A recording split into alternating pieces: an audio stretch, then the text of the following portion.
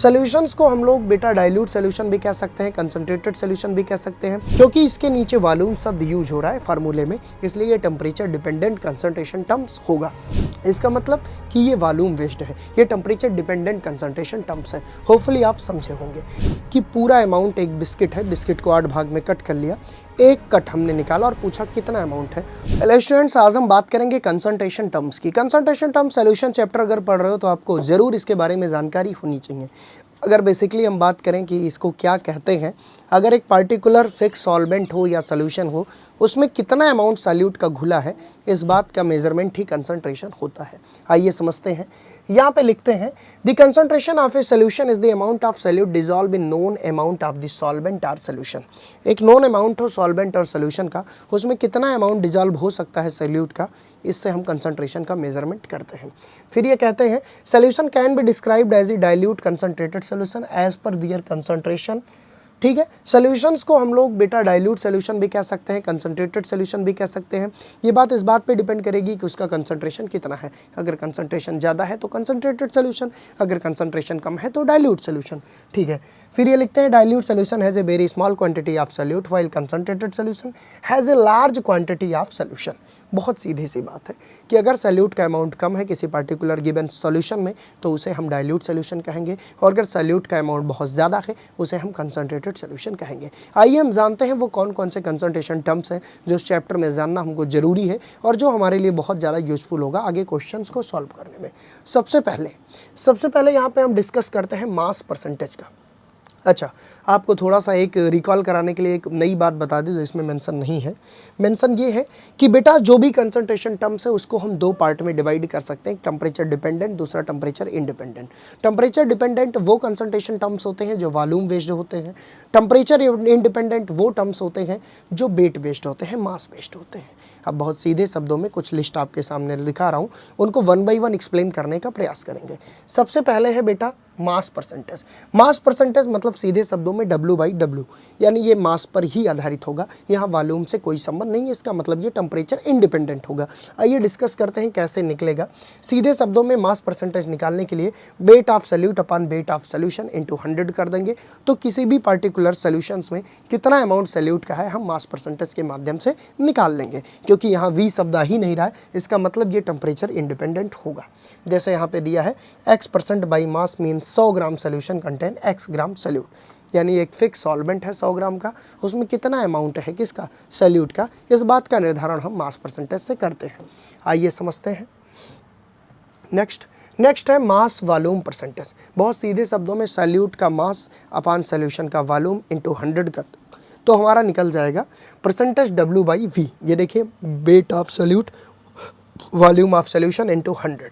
ये liquid solution के लिए बेसिकली यूज होता है, आप देख सकते हैं, क्योंकि इसके नीचे वॉल्यूम शब्द यूज हो रहा है फार्मूले में, इसलिए ये टेम्परेचर डिपेंडेंट कंसंट्रेशन टर्म्स होगा।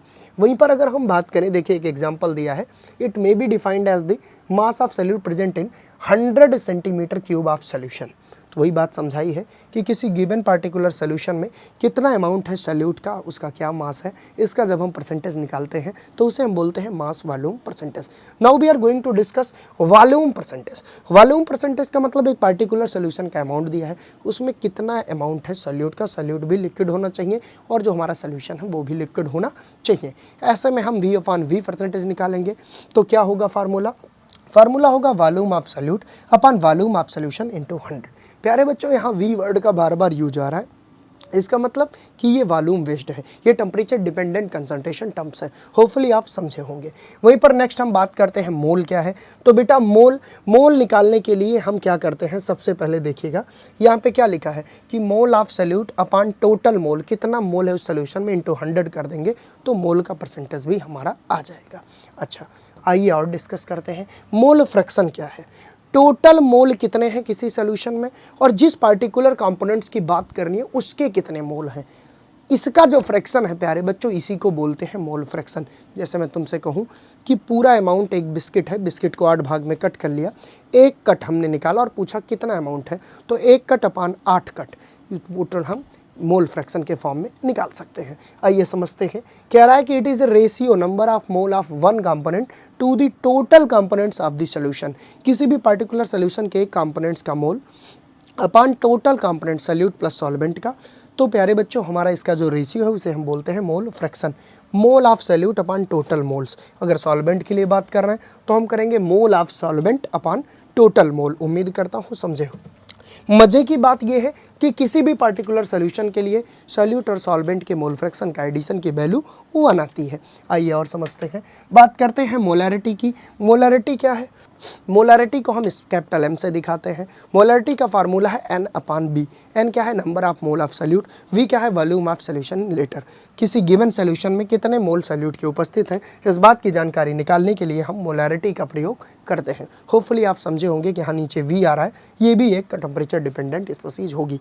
Now we are going to talk about molality. Molality is denoted by small m। Small m से डिनोट करते हैं। ये कहता है mole of solute upon mass of solvent in kg। जिस सॉल्वेंट की बात हो रही है वो कितने ग्राम है या किलोग्राम है, उसमें कितना सॉल्यूट का अमाउंट है, यही हमारा क्या है प्यारे बच्चों? मोलैलिटी। मोलैलिटी क्योंकि ग्राम की बात कर रहा है इसलिए टेम्परेचर अनडिपेंडेंट है। ये क्या कह रहा है? यूनिट मोलैलिटी इज मोल पर kg and it does not affect by temperature. इसका मतलब ये टेम्परेचर इंडिपेंडेंट है। बहुत सीधे शब्दों में हम एक बात समझ सकते हैं, जिनके नीचे फार्मूले में V आ जाए वो टेम्परेचर डिपेंडेंट है, जिनके नीचे फार्मूले में V ना आए वो टेम्परेचर इंडिपेंडेंट है। इसके बाद है हमारा ppm पार्ट पर मिलियन। जब भी कोई बहुत बड़ा अमाउंट उसमें छोटा सा कंसंट्रेशन हो, सॉल्यूट का छोटा सा अमाउंट उपस्थित हो, उसे हम ppm में निकालते हैं। ppm का फुल फॉर्म है पार्ट पर मिलियन। इसका मतलब 1 मिलियन पूरा सोल्यूशन हो, उसमें एक पार्ट अगर है किसका? सॉल्यूट का, तो उसे हम 1 ppm बोलेंगे। बेसिकली ppm का यूज होता है समुद्र में घुली ऑक्सीजन की मात्रा निकालने के लिए। बेसिकली ppm का यूज होता है पॉल्यूशन में पॉल्यूटेंट की उपस्थिति निकालने के लिए।